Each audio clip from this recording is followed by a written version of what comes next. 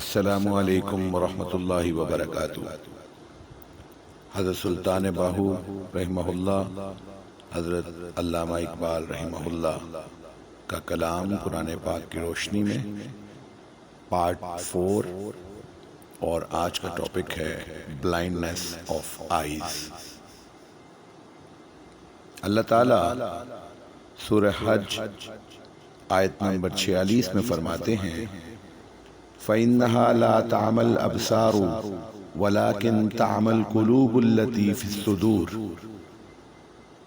تو یہ کہ آنکھیں اندھی نہیں ہوتی، بلکہ وہ دل اندھے ہوتے ہیں جو سینوں میں ہیں۔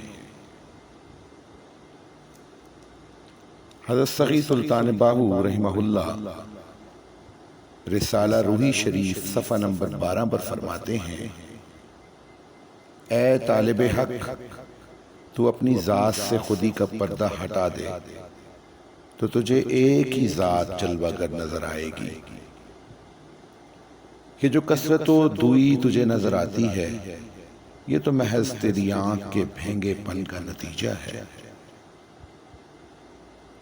شاعر مشرق حکیم الامت ڈاکٹر علامہ محمد اقبال رحمہ اللہ فرماتے ہیں، تیرا تن روح سے نا آشنا ہے، تیرا تن روح سے نا آشنا ہے، عجب کیا آہ تیری نارسا ہے، عجب کیا آہ تیری نارسا ہے، تنے بے روح سے بیزار ہے حق، تنے بے روح سے بیزار ہے حق، خدائے زندہ زندوں کا خدا ہے۔